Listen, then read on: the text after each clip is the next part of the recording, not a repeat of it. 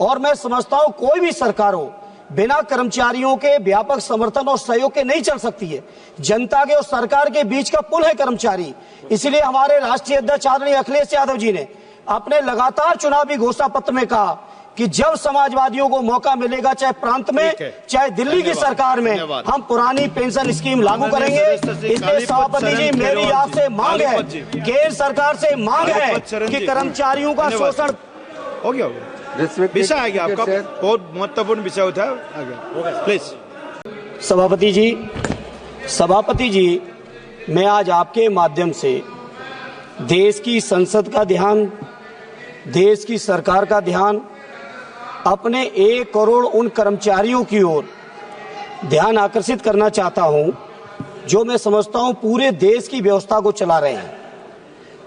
सभापति जी, बहुत अफसोस की बात है, 2004 से एक नेशनल पेंशन स्कीम लागू हुई। उस नेशनल पेंशन स्कीम का परिणाम ये रहा कि जब कर्मचारी रिटायर होते थे तो सभापति जी 800, 1200, 1800, 4000 की केवल पेंशन उनके परिवार की सुरक्षा के लिए थी। उसके बाद सभापति जी पिछले 20 सालों से लगातार कर्मचारी आंदोलनरत रहे, आज भी आंदोलनरत हैं। उसके बाद एक नई स्कीम यूनिफाइड पेंशन स्कीम के नाम से पेंशन स्कीम लाई गई, जो कि 1 अप्रैल से लागू होनी है। सभापति जी, बड़ा आश्चर्य की बात है, जिन कर्मचारियों के लिए पेंशन स्कीम लाई जा रही है वो कर्मचारी आंदोलनरत हैं। वो कर्मचारी नहीं चाहते इस तरह की पेंशन आए, क्योंकि इस पेंशन के माध्यम से कर्मचारियों के पूरे जीवन की कमाई और रिटायरमेंट के बाद उनके परिवारों का भविष्य आपके स्टॉक मार्केट में जा रहा है। स्टॉक मार्केट की स्थिति क्या है पूरा देश देख रहा है। सभापति जी, पूरे कर्मचारी चाहते हैं कि जो ओपीएस थी, पुरानी पेंशन स्कीम थी, वो पुरानी पेंशन स्कीम लागू हो। पुरानी पेंशन स्कीम ही एक ऐसा मात्र रास्ता है सभापति जी, जो कि कर्मचारियों के परिवारों की सुरक्षा की गारंटी है। और मैं समझता हूं कोई भी सरकार हो बिना कर्मचारियों के व्यापक समर्थन और सहयोग के नहीं चल सकती है। जनता के और सरकार के बीच का पुल है कर्मचारी। इसलिए हमारे राष्ट्रीय अध्यक्ष आदरणीय अखिलेश यादव जी ने अपने लगातार चुनावी घोषणा पत्र में कहा कि जब समाजवादियों को मौका मिलेगा, चाहे प्रांत में चाहे दिल्ली की सरकार में, हम पुरानी पेंशन स्कीम लागू करेंगे। इसलिए सभापति जी, मेरी आपसे मांग है, केंद्र सरकार से मांग है कि कर्मचारियों का शोषण हो गया। विषय आ गया आपका, बहुत महत्वपूर्ण विषय उठाया, प्लीज।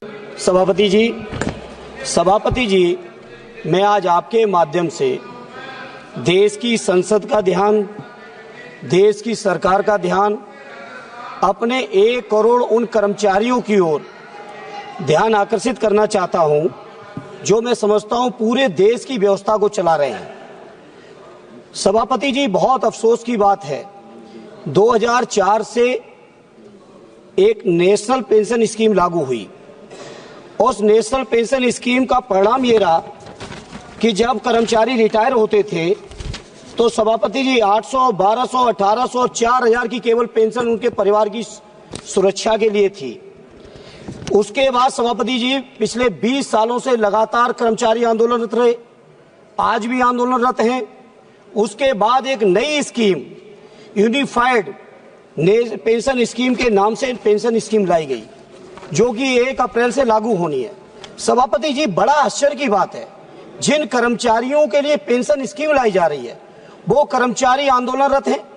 वो कर्मचारी नहीं चाहते इस तरह की पेंशन आए, क्योंकि इस पेंशन के माध्यम से कर्मचारियों के पूरे जीवन की कमाई और रिटायरमेंट के बाद उनके परिवारों का भविष्य आपके स्टॉक मार्केट में जा रहा है।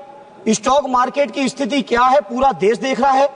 सभापति जी, पूरे कर्मचारी चाहते हैं कि जो ओपीएस थी, पुरानी पेंशन स्कीम थी, वो पुरानी पेंशन स्कीम लागू हो। पुरानी पेंशन स्कीम ही एक ऐसा मात्र रास्ता है सभापति जी, जो कि कर्मचारियों के परिवारों की सुरक्षा की गारंटी है।